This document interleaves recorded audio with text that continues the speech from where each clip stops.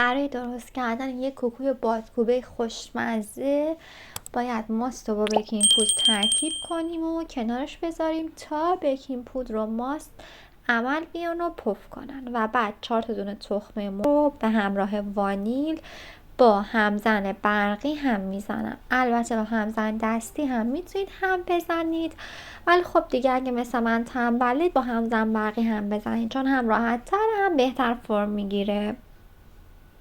و بعد اون ماست و بیکینگ پودری که حباب زده رو به مایه تخم مرغ اضافه میکنم و دیگه اینجا میتونید با همزن دستی ترکیبش کنید. و بعد ادویه های دلخواه که من از نمک، فلفل، زردچوبه و دارچین استفاده کردم، هم از فلفل سیاه و هم از فلفل قرمز. شما میتونید از یک نوع فلفل استفاده کنید.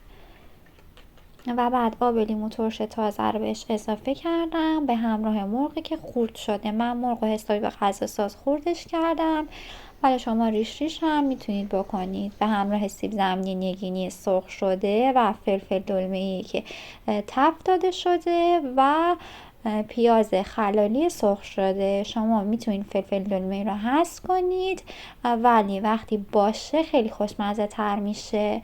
و بعد آرد سفید رو روش علک کردم. آرد برای انسجام بهتر مواد. اندازه دقیق مواد و نکات مهم رو تو دیسکریپشن گفتم، پس حتما دیسکریپشن رو خوب بخونید.